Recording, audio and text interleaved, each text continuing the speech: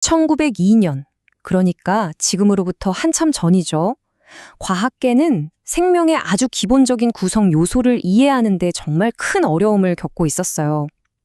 오늘 우리가 들여다볼 이야기는 바로 화학의 판도를 완전히 바꿔버린 거장, 에밀 피셔의 노벨상 수상 업적입니다. 그가 어떻게 그 비밀을 파헤쳤는지 같이 한번 따라가 보시죠. 이것 좀 보세요. 불가능한 과제. 이건 당시 스웨덴 왕립과학원이 썼던 표현 그대로예요. 20세기 초 유기화학이 얼마나 거대한 미스터리에 쌓여 있었는지 알 수 있는 대목이죠. 대체 뭐가 그렇게까지 어려웠던 걸까요? 자, 그래서 오늘 이야기는 이렇게 진행될 거예요. 먼저 그 불가능한 과제가 무엇이었는지부터 시작해서요. 피셔가 어떻게 설탕의 암호를 풀었는지, 그리고 그게 생명의 형태와 무슨 관련이 있었는지 살펴볼 겁니다. 다음으로는 프린 계열이라는 또 다른 미스터리를 해결하는 과정을 보고, 마지막으로 이 모든 것이 오늘날 우리에게 어떤 위대한 유산으로 남았는지까지 쭉 한번 따라가 보겠습니다.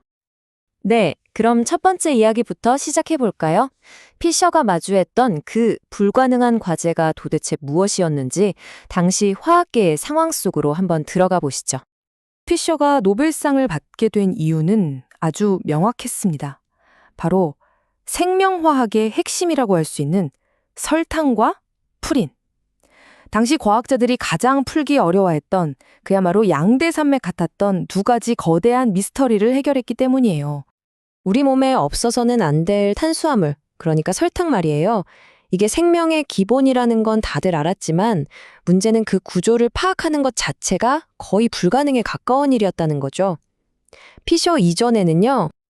그렇다면 피셔는 이 설탕이라는 정말 어려운 문제를 어떻게 풀어냈을까요? 이제 그의 첫 번째 위대한 돌파구를 한번 살펴보겠습니다. 피셔에겐 비장의 무기가 있었습니다. 바로 히드라진 유도체라는 화합물인데요. 이걸 뭐라고 할까요? 일종의 화학 만능 열쇠처럼 사용한 거예요. 복잡하게 얽혀있는 설탕 분자들을 착착 분리하고 분석할 수 있게 된 거죠. 덕분에 기존 설탕의 구조를 파악하는 건 물론이고 아예 새로운 설탕을 아주 정밀하게 만들어내는 길을 활짝 열었습니다. 여기서 정말 놀라운 점은요.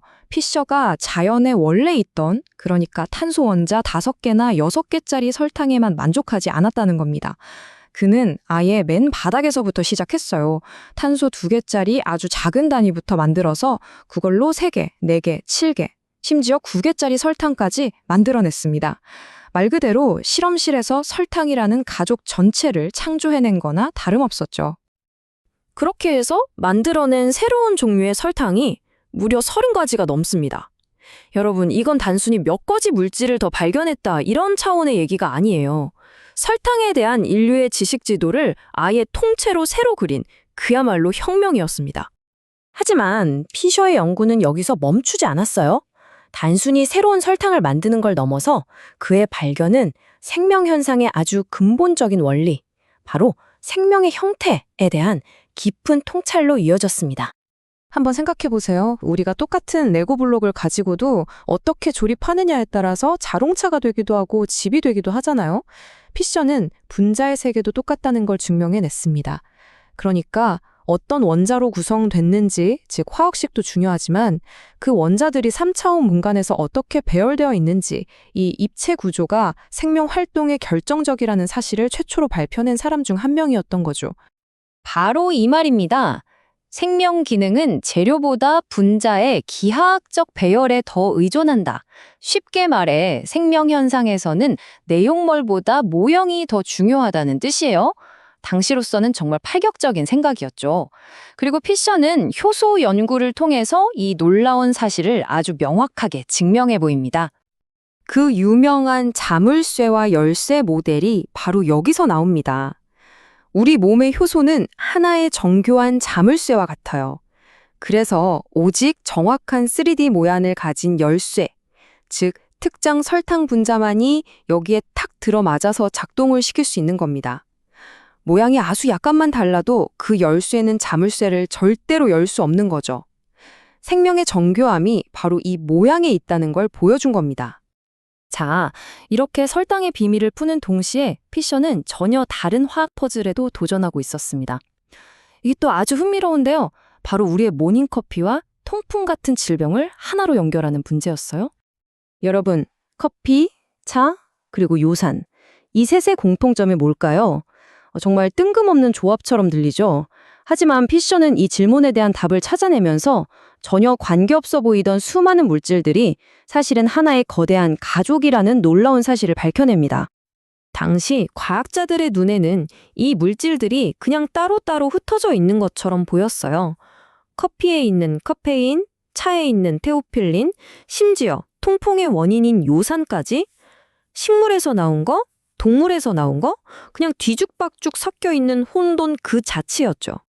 바로 이 지점에서 피셔의 천재성이 다시 한번 빛을 발합니다.